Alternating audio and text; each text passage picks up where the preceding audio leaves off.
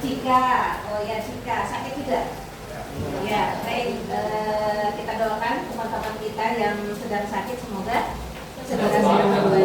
Dan yang ada di sini mudah-mudahan semuanya dalam keadaan sehat hari ini kita akan belajar tentang sistem peredaran darah. Ya. Jadi seperti yang kita ketahui kemarin ya bahwa sistem peredaran darah itu sudah kita pelajari beberapa hal ya. Tapi sebelum ke sana, mari kita berdoa terlebih dahulu. Mohon ketua kelas untuk mengawali dengan berdoa. Sebelum kita mengawali pembelajaran hari ini, marilah kita berdoa menurut agama masing-masing. Berdoa dimulai.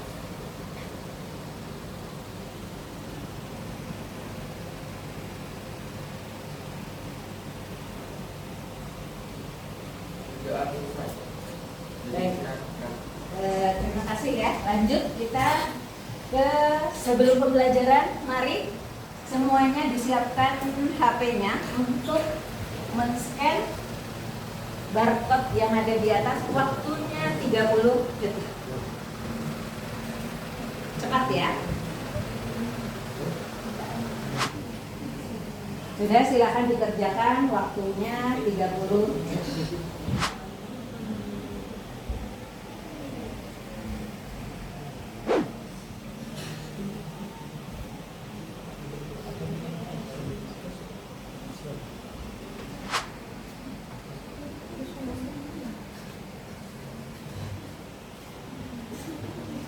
Sudah? Oke, ini hasilnya ya. 5 terbaik. Ada Raffi yang pertama, skornya 5, Farid dengan waktu, ada yang lebih dari 30 menit ya. Kemudian Hardianti dan Bintang serta Safira Ananda, 5 terbaik, 5 tercepat begitu ya. Tepuk tangan untuk kalian. Baik, kita lanjut ya. Coba lihat, perhatikan video berikut ya. Silakan diperhatikan dengan baik.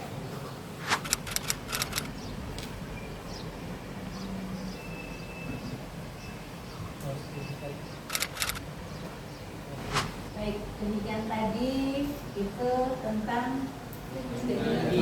atau detak jantung ya, yang normal itu berapa tadi sudah ada di sana ya. Baik, selanjutnya coba lihat ya, pernahkah kalian menghitung denyut nadi? Pernah? Pernah ya? Oke, kalau memang pernah, mengapa? Jika kita cemas, pernah cemas? Nah, terkejut? Pernah ya? Jantung kita berdetak sangat kencang. Kenapa seperti itu? Ada yang tahu? Kira-kira kenapa? Raffi? Jantung memompa lebih cepat. Bagus. Ada lagi yang berpendapat? Karena Azmi? hembusan napasnya tidak stabil. Hembusan napasnya tidak stabil. Karena ada pengaruhnya ya. Perlu oksigen, kemudian jantungnya itu akan berdenyut lebih cepat. Jadi setelah belajar tentang denyut nadi, diharapkan kalian semuanya itu bisa memahami cara mengukur denyut nadi dengan benar.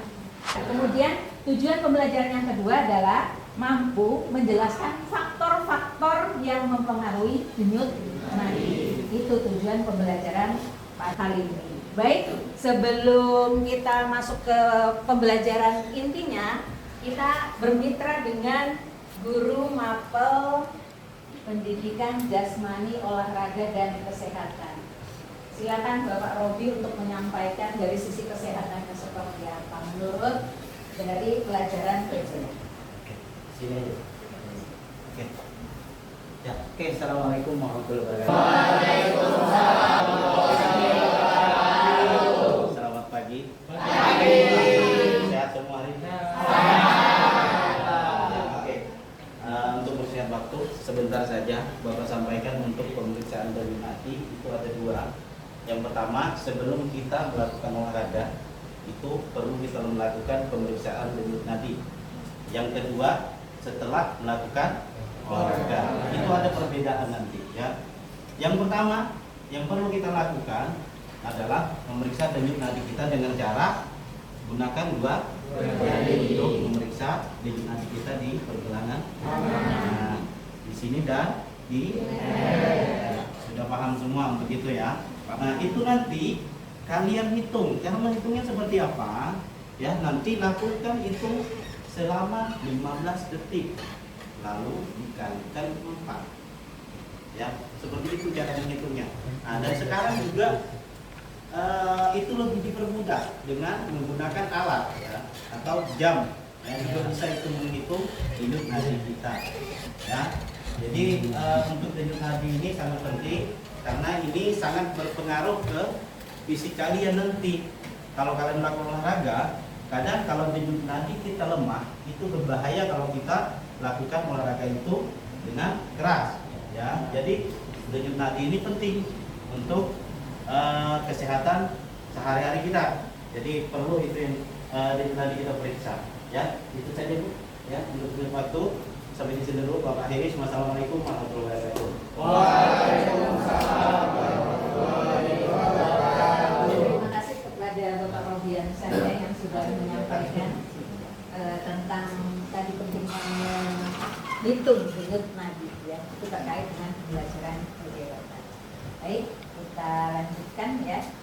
Denyut nadi itu adalah pemeriksaan frekuensi denyut nadi itu pemeriksaan pada pembuluh nadi atau arteri yang sudah kita pelajari ya, pembuluh nadi atau pembuluh arteri yang bisa teraba pada dinding pembuluh darah arteri pada beberapa aliran darah yang ada di dalam tubuh kita karena diakibatkan adalah kontraksi jantung.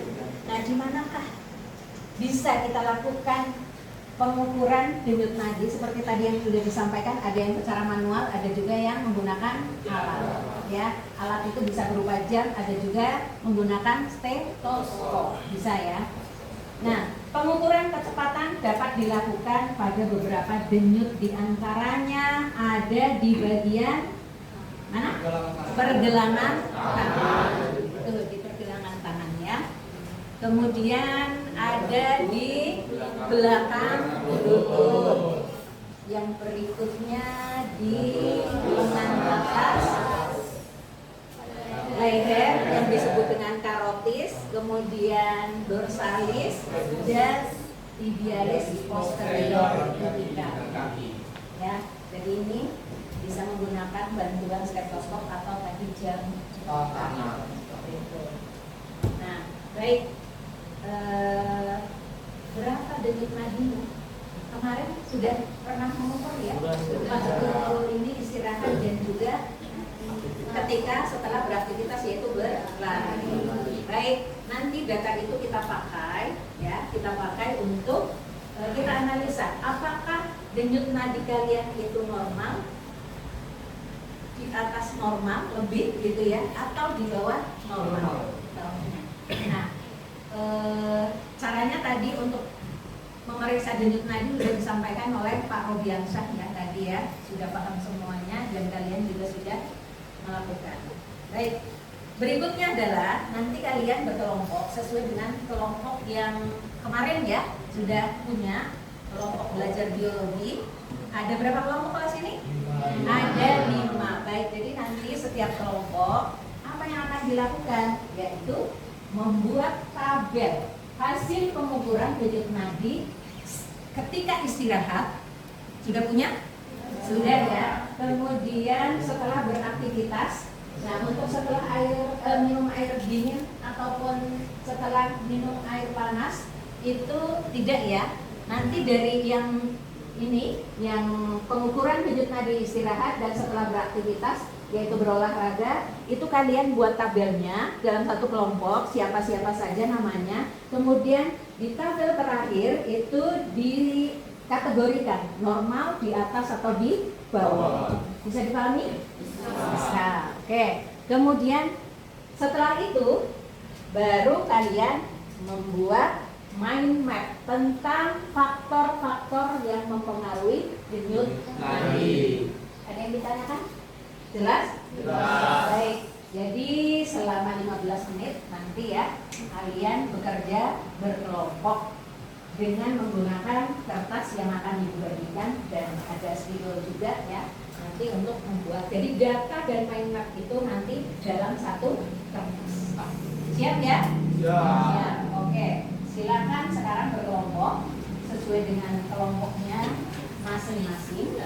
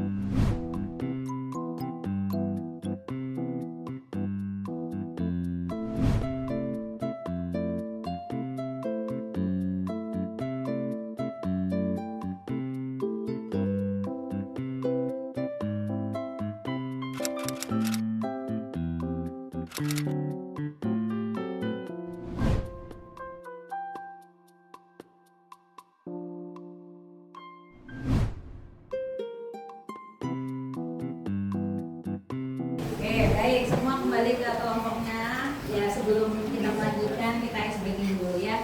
Ice breaking. Ice breaking. Ya, coba semuanya berdiri. Berdiri dan cari pasangan. Ya, berdiri dan cari pasangan. Tentukan ya. Yang pertama di antara kalian siapa yang menjadi Abi dan siapa yang menjadi Abu?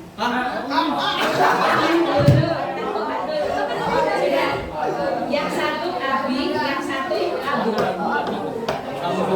Sudah sepakat? Oke, sudah sepakat. Kemudian sekarang berhadapan dan tangannya juga dihadapkan begini. Ya, tangannya, ya, satu-satu aja. Ya, ini kayak si Rido sama si.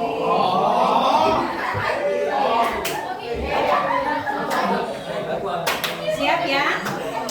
Nanti ketika ibu menyebut Abu, berarti Abu yang tangkap. Tangkap tangannya, yang ditangkap tangannya. Mulai ya.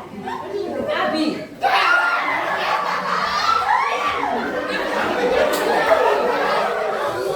Lagi ya. Ada yang menang, ada yang menang. Ditangkap ya, ditangkap memang. Abu.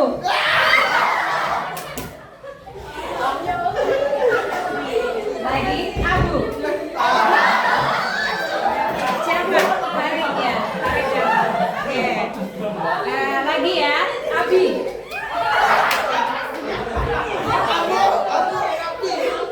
Lagi Abi. Sekali lagi Abu. Tepuk tangan. Masih posisi berdiri ya. Masih posisi berdiri. Baik, hadap ke depan semuanya ya. Tepuk 1, 2, 3, 4. Fokus. Tepuk 5. 2 kali tepuk 5. Tepuk 3. Sebelah 3.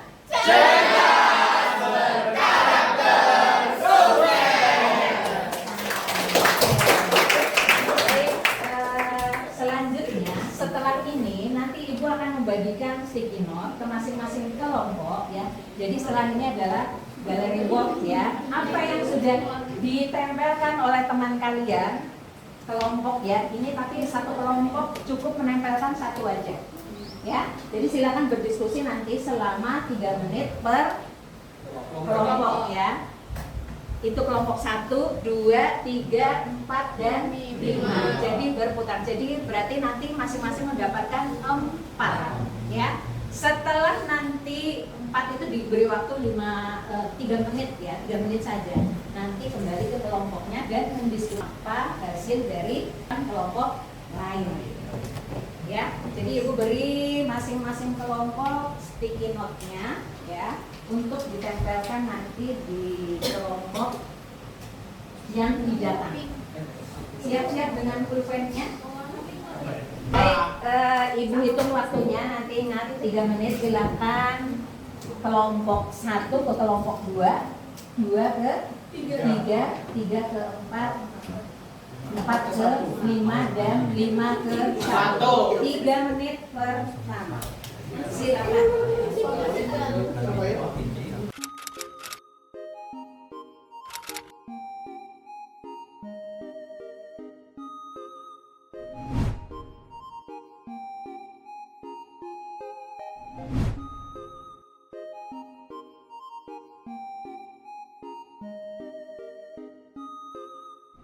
Yang berikutnya setelah kalian berdiskusi ya, nanti akan bergiliran mempresentasikan apa yang sudah kalian buat dan juga tanggapan dari kelompok yang lain. Urutan pertama adalah kelompok 2. Kelompok 2? Oke, bertiga aja anggotanya. Berempat. Silakan dari sekarang. Assalamualaikum warahmatullahi wabarakatuh. Kami di sini dari kelompok 2 akan menjelaskan apa saja faktor yang mempengaruhi denyut nadi dari mapping kami dan data dari denyut nadi kami masing-masing. Faktor-faktor itu ada beberapa hal, ada 6, yaitu ada usia, emosi, ukuran tubuh, tingkat kebugaran, posisi tubuh, juga kondisi kesehatan. Dan juga ini ada beberapa data-data kami yang sudah kami isi dengan cara sebelum dan sesudah olahraga, menghitung denyut nadi. Lalu tanggapan dari kelompok lain cukup beragam. Dari kelompok 1, apakah faktor yang mempengaruhi denyut nadi hanya ada 6 faktor ini saja, atau apakah ada lagi? Menurut saya ini sebenarnya ada banyak hal lagi seperti suhu tubuh, suhu cuaca, iklim, dan mungkin obat-obatan yang kita konsumsi. Dan juga dari kelompok 5, jelaskan kenapa usia mempengaruhi denyut nadi. Jadi saya akan menjawab pertanyaan dari kelompok 5, jelaskan kenapa usia mempengaruhi denyut nadi. Karena terjadi perubahan pada sistem kardiospasial seiring waktu. Jadi jantung itu seiring bertambahnya waktu akan berkurang kemampuannya dalam memompa darah. Seperti pada denyut nadi anak-anak, denyut nadinya akan cenderung lebih tinggi, dan pada denyut nadi lansia bisa lebih lambat atau lemah karena ototnya jantung yang melemah dan pembuluh darah yang kaku.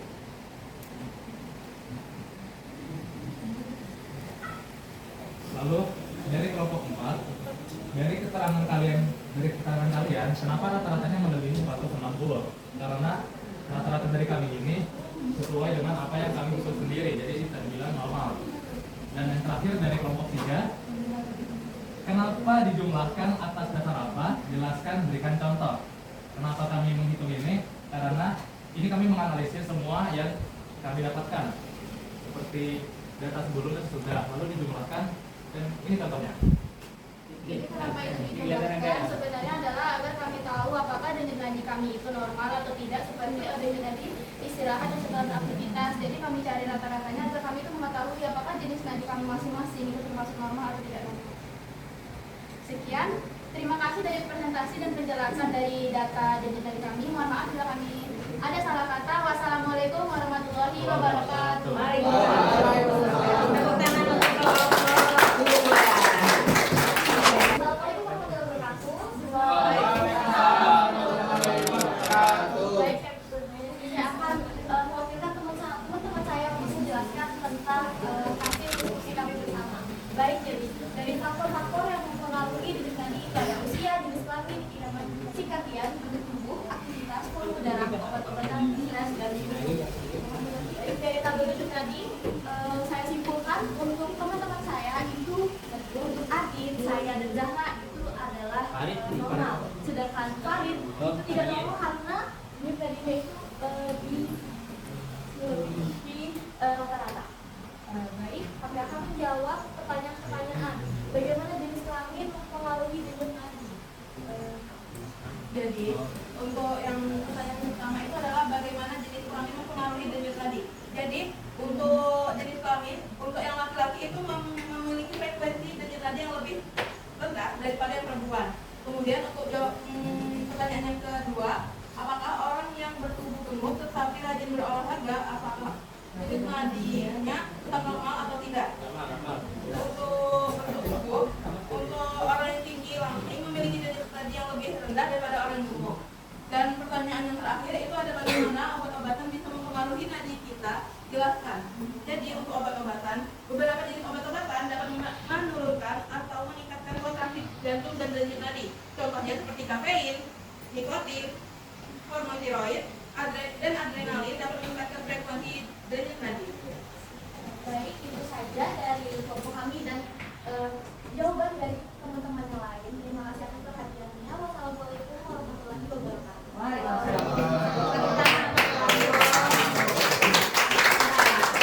Kelompok 1, silakan dimulai. Assalamualaikum warahmatullahi wabarakatuh. Kali ini kami dari kelompok 1 ingin menjelaskan tentang fakta yang mempengaruhi denyut nadi serta data frekuensi denyut nadi kelompok 1. Yang pertama adalah faktor yang mempengaruhi denyut nadi, yaitu ada suhu tubuh, usia, berat badan, gaya hidup, aktivitas fisik, emosi, stres atau cemas, kondisi kesehatan, jenis kelamin, serta posisi tubuh.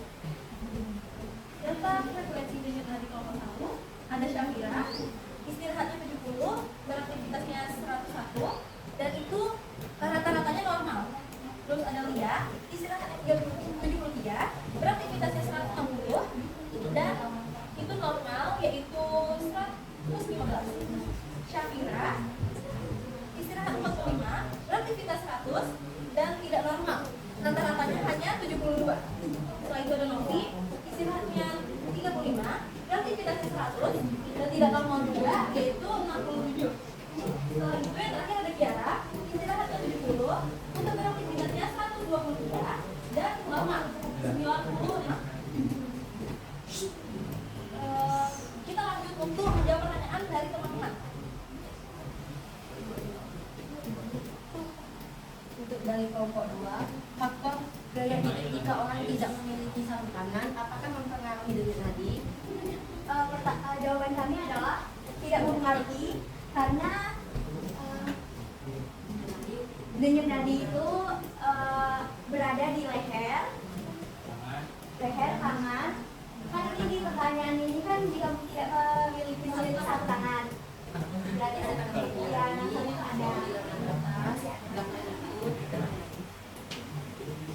Lanjut, ada dari pertanyaan kelompok 4, yaitu jelaskan kesimpulan dari denyut nadi frekuensi yang kalian tulis dalam tabel.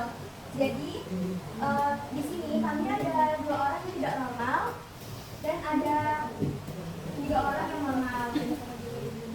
Lanjut, pertanyaan dari kelompok 5, yaitu berapa rata-rata denyut nadi untuk remaja, yaitu 80.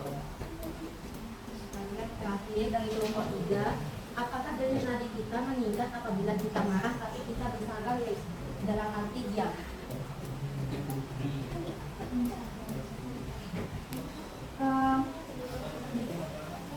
Ayo, waktunya Dalam dulu. apabila kita marah, denyut nadi kita itu tetap menguat.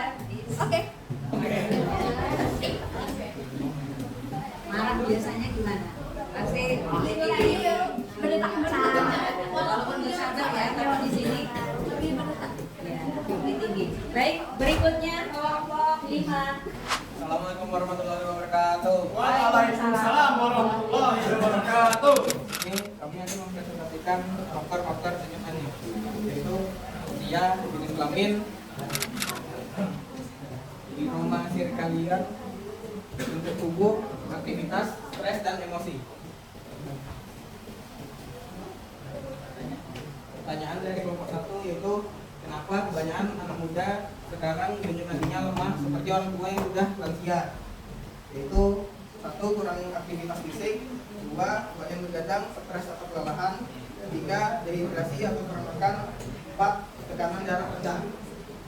Selanjutnya saya akan menjawab pertanyaan dari kelompok 2, yaitu apa yang mempengaruhi jenis kelamin pada denyut nadi kita, berbeda atau sama. dapat mempengaruhi denyut nadi dan hasilnya berbeda antara laki-laki dan perempuan. Perempuan umumnya memiliki denyut nadi lebih cepat daripada laki-laki. Hal ini dipengaruhi oleh beberapa faktor, di antaranya ukuran jantung, dan perempuan biasanya lebih kecil, yang kedua hormon, yang ketiga ada komposisi tubuh. Selanjutnya saya akan menjawab pertanyaan dari kelompok 3. Pertanyaannya, kenapa Nabila dan Syahida nggak tahu? Jadi itu karena jadi karena dari Nabila sebelum beraktivitas itu kan 53. Nah setelah istirahat itu 110, jadi 53 ditambah 110 di situ dibagi sama 2, jadi langsung 108. Jadi itu termasuk normal. Lalu bagaimana caranya emosi mempengaruhi denyut nadi? Emosi mempengaruhi denyut nadi karena sistem saraf otonom mengatur detak jantung sesuai dengan keadaan emosi seseorang. Saat emosi meningkat, jantung berdetak cepat, nadi meningkat, dan saat emosi tenang, jantung berdetak lambat dan nadi menguat.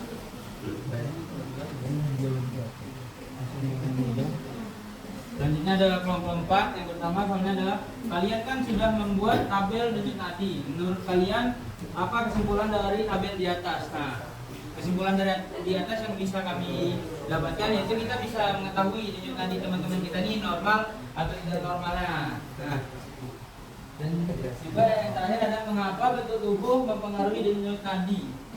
Nah, karena denyut nadi itu bisa dipengaruhi mungkin dari berat badan ataupun kondisi lainnya.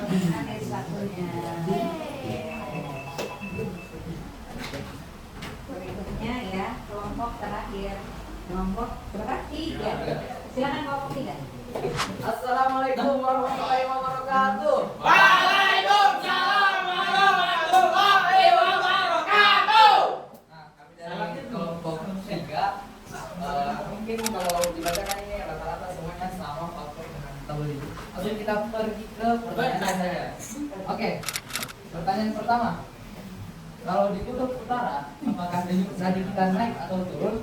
Sebab cuaca dingin ekstrim. Jelaskan. Oke, kelompok 2. Menurut saya, kalau memang orang yang sudah lama tinggal di sana, mungkin denyut nadinya normal. Tapi kalau orang yang baru dingin, kan tubuh kita itu butuh otot. Otot itu perlu banyak gerak supaya menghasilkan hangat. Nah, respon tubuh kita itu menggigil dan denyut nadi kita bertambah. Kalau orang yang baru ke sana menggigil gitu. Nah, selanjutnya ada dari kelompok 5. Mengapa posisi tubuh mempengaruhi denyut nadi? Nah, kamu Ludi mungkin mau menjawab. Sembalik ya. Karena gravitasi mengubah aliran darah, terutama pada saat kita berbaring dan juga pada saat kita berdiri itu akan mengubah aliran darah. Nah, obat apa saja yang membuat denyut nadi dan denyut kencang? Mungkin ada banyak obat, tapi beberapa saja yang disebut oleh saudara Torik. Apa saja saudara Torik? Apa aja? Apa? Koin atau koin atau sabu-sabu. Sabu. Nah, yang terakhir, kesimpulan apa yang kalian dapatkan dari backup kalian? Nah, kami mengetahui apa saja sih faktor-faktor yang mempengaruhi denyut nadi, dan ini juga kita lihat, oh ternyata ini normal semua dari kaminya dari kelompok kami gitu.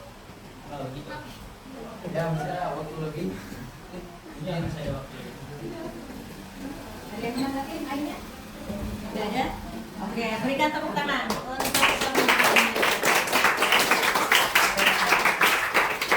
berarti sudah selesai ya semuanya untuk presentasi. Baik, ada yang akan memberikan kesimpulan? Perwakilan 1. Ayo, Pak Jrif. Silakan Pak Jrif. Nah, kesimpulan pembelajaran kita pada hari ini, kita menjadi tahu apa saja faktor-faktor yang mempengaruhi denyut nadi. Selain itu, kita tahu juga beberapa frekuensi denyut nadi teman-teman kita dari yang dilihat di tabel. Nah, ini saja. Oke, tepuk tangan. Baik, silakan kembali ke tempat ya, ke tempatnya masing-masing. Silakan. Kemudian ini yang terakhir, kita coba untuk refleksi hadir ya. Silakan di screen. Ini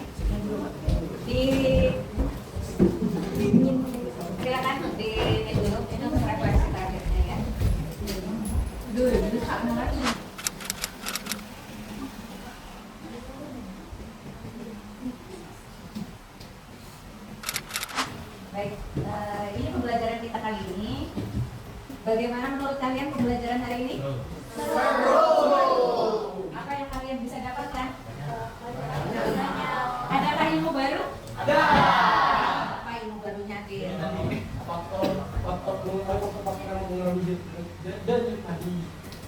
Faktor-faktor yang mempengaruhi denyut nadi juga disebutkan di sana ya. Baik, untuk hari ini dan ya untuk sistem peredaran ke bagian denyut nadi dan faktor-faktor yang mempengaruhi. Besok yang akan datang kita akan lanjutkan ke penyakit ya, penyakit yang berkaitan dengan sistem peredaran. Baik, terima kasih atas perhatiannya dan mari kita akhiri dengan berdoa menurut agama dan kepercayaan kita. Terima kasih, berdoa. Selesai. Terima kasih dan tetap semangat ya. Assalamualaikum warahmatullahi wabarakatuh.